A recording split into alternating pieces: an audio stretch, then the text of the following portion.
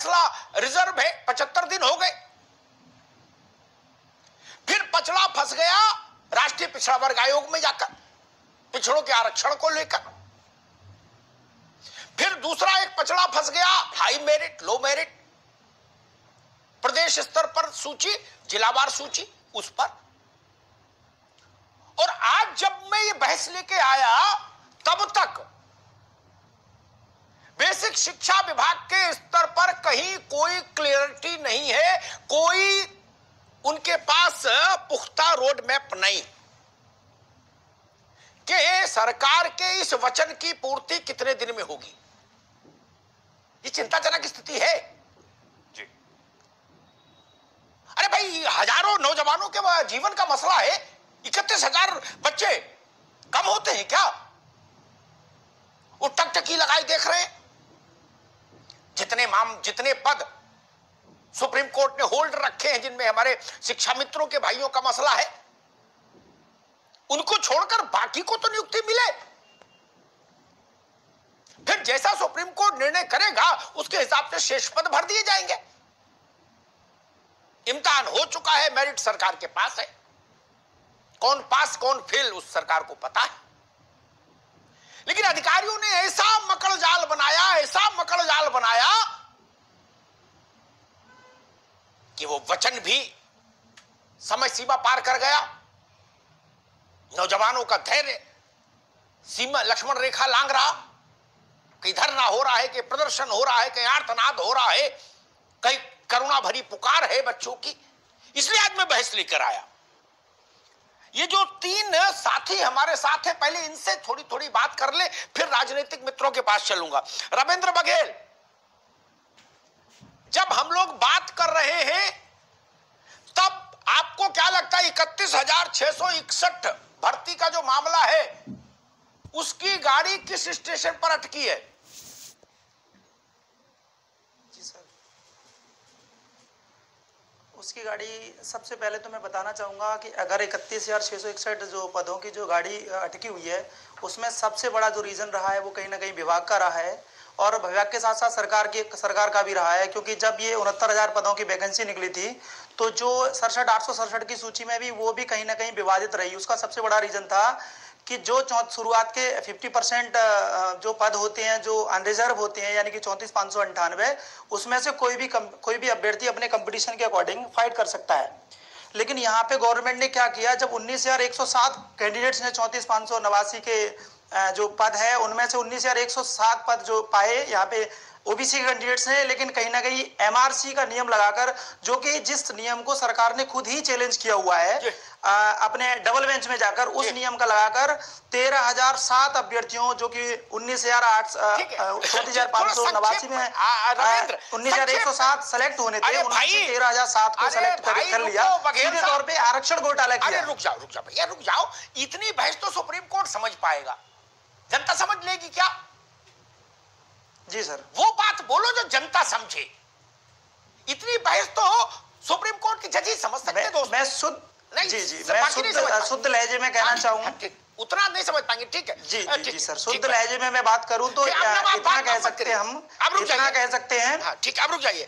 आयुष दुबे, इतना कह सकते हैं हम लोग, ठीक। आयुष दुबे, आपके मुताबिक 1 हफ्ते के भीतर नियुक्त पत्र मिलने थे, यह घोषणा कहां अटक गई, कहां भटक गई?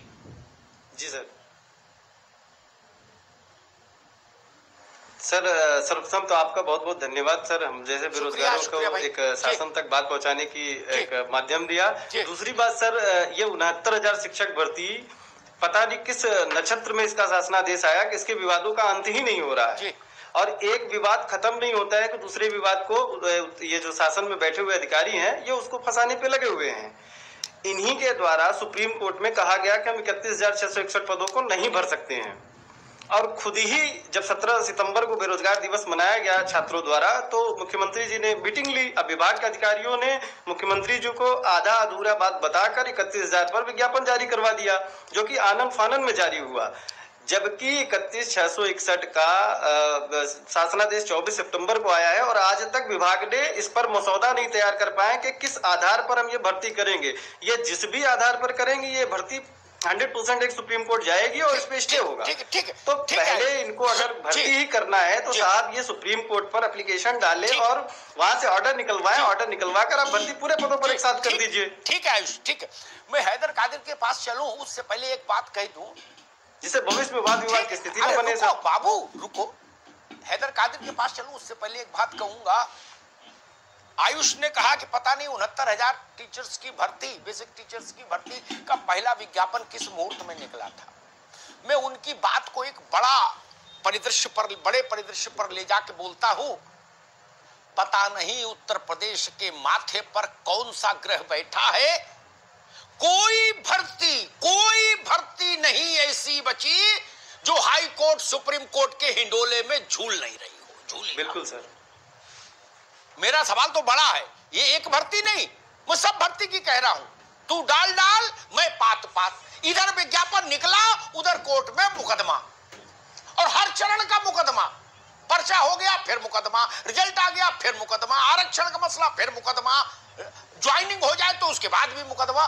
भगवान का भरपूर आशीर्वाद है, मुकदमे की कमी नहीं उत्तर प्रदेश में, ना ना ना। हैदर कादिर, आपके मुताबिक गाड़ी कहां पर अटकी है और क्यों अटकी है, जिम्मेदार कौन उसके लिए?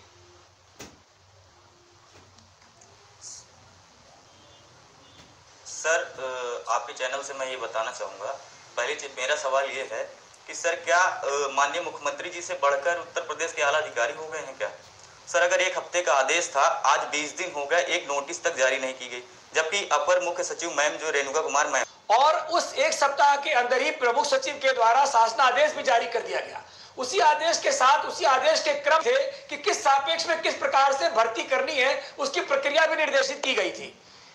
अभी तक 54,706 शिक्षकों की भर्ती उत्तर प्रदेश सरकार कर भी चुकी है, जो निर्बाध रूप से हुए हैं। जो जहां तक प्रश्न इस 31,661 का है, उस पर भी प्रक्रिया करीब पूर्ण कर ली गई है। जो दाव पेच थे, चूंकि इतने समय से शिक्षा विभाग, जो आपने एक शब्द इस्तेमाल किया मकड़ जाल, यह शिक्षा विभाग पूरी तरह से मकड़ जाल में उलझा रहा और इसको पत्रावली गोल गोल घुमाने की आदत थी। अभी 4 दिन पूर्व कैबिनेट बैठक में मुख्यमंत्री जी ने बहुत कड़े शब्दों में निर्देश देके जल्द से जल्द नियुक्तियां पूर्ण करने के निर्देश दिए हैं और प्रमुख सचिव रेणुका कुमार जी को सख्ती से अनुपालन करना भी कहा है। तो थोड़ा सा समय, क्योंकि जो उच्च न्यायालय का निर्देश है उसके क्रम में भी पारदर्शिता बरतने की बात भी हो रही है और जनता के प्रति जवाबदेही भी है। अशोक पांडे, आपने देखा होगा कि जो नियुक्तियां मुख्यमंत्री जी ने की हैं, वो अभी तक पूरी तरह से पारदर्शिता ऑनलाइन के साथ हुआ है। ठीक है, आ गई बात, आ गई। सुरेंद्र भाई के पास चलूं उससे पहले एक बात दिमाग में आई। जब हनुमान जी अशोक वाटिका उजाड़ रहे थे तो रावण का पुत्र आया अशोक पांडे, उसने उन पर ब्रह्मास्त्र चला दिया। हनुमान जी ने क्या कहा, वो यहां उद्धृत करता हूं कि जो न मानिहु ब्रह्म सर, जो न मानिहु ब्रह्म सर, तो महिमा मिटे अपार। ब्रह्मा की महिमा का प्रश्न था। मैं दुनिया की कहानी में उलझने नहीं आया। मैं सिर्फ इतनी बात, अवर सचिव, प्रमुख सचिव, निजी सचिव, अंडर सेक्रेटरी, और बड़े सेक्रेटरी, छोटे सेक्रेटरी, डायरेक्टर फाइल मैं नहीं जानता। 25 करोड़ लोग जानते हैं मुख्यमंत्री को, 135 करोड़ लोग जानते हैं प्रधानमंत्री को, और वो मानते हैं यही हुकूमत है। ठीक, वो तो नहीं जानते अंडर सेक्रेटरी कौन है और वो ओवर सेक्रेटरी कौन है, और कौन सी राजाज्ञा कहां से आई और कहां चली गई। जब उन्होंने टीवी पर सुना कि माननीय मुख्यमंत्री ने कहा कि 1 हफ्ते के अंदर बच्चों के हाथ में चिट्ठी दे देंगे, तो इस बात का सख्ती से अनुपालन क्यों नहीं हुआ? महिमा क्यों घटाई गई? निर्वाचित सरकार, निर्वाचित मुख्यमंत्री, लोकतंत्र में उनसे ऊपर कोई होता है क्या? वो एक बार ना, ये मत समझाइए हमको, ना ना ना, ये मत समझाइए मित्र, ना, हमको मालूम है प्रक्रिया क्या होती है। अगर प्रक्रिया पर उलझेंगे तो फिर जवाब नहीं दे पाएंगे। एक उदाहरण दे देता हूं सुरेंद्र भाई, 1 मिनट बस, आपको बता रहा हूं। अभी किसी बहुत बड़े आदमी का दौरा अपने यहां लगवा लो गांव में, अशोक पांडे, क्या गांव में दौरा लगवा लो, प्रमुख सचिव, अवर सचिव, मुख्य सचिव, सारे सचिव के राजाज्ञाओं के बावजूद 72 घंटे में गांव चमन हो जाएगा, बिजली के खंबे लग जाएंगे, टेलीफोन की लाइन चली जाएगी, डामर की सड़क बन जाएगी 72 घंटे में। पता है आपको? पता है ना? जी जी जी, हमको मत समझाओ महाराज जी। होने को तो ये भी हो जाता है, मैंने देखा है ना। सोच के बोलना चाहिए मुख्यमंत्री को। मुख्यमंत्री अभिभावक होता है, प्रधानमंत्री अभिभावक होता है, उसके मुंह से झूठ बिल्कुल कपट की तरीके से लगता है, छल की तरीके से लगता है। तो ये छल और ये कपट मेरे बेरोजगार बच्चों के साथ बंद होना चाहिए। ठीक बात। चाहे वो शासन करे, प्रशासन करे और चाहे कोई करे। जी, एक एक कमेंट आज, चूंकि समय कम है, एक एक कमेंट में सारे मित्रों से आया, ये अपने जो नौजवान इनसे ले लो। अरे भाई यार, एक एक आदमी। आयुष, एक सवाल है तीनों से, क्या अधिकारी जानबूझकर मुख्यमंत्री के निर्देश को भटका रहे हैं, लटका रहे हैं? आयुष। बिल्कुल सर, इससे एकदम सिद्ध होता है कि सर अधिकारी बिल्कुल मनमानी तरीके से कार्य करते आए हैं। उनको शासन से कोई डर नहीं है, उनको जो मर्जी आती है वो करते हैं। और ये आज से नहीं सर, हम लोग तो पिछले 2 साल से इन्हीं के कारण सजा भुगत रहे हैं और केवल दर बदर न्यायालय के चक्कर काट रहे हैं, जबकि हमको कुछ नहीं मिला है इन 2 सालों में। तो यही आदेश जो 31,000 का है सर, ये 9 जून का आदेश। अरे रुको भाई, आप आदेश की ये कोर्ट में बताओ भाई, मुझे मानो ना मेरी बात। अब आप हमको राजा क्या बताने लगोगे तारीखों के साथ, तो उतना समय कहां है मित्र? मूल बात करिए।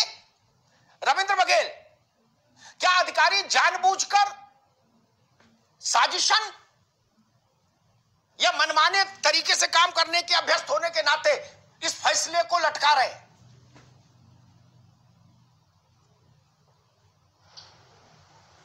सबसे पहले तो मैं, जैसा कि पांडे जी ने कहा कि कहीं ना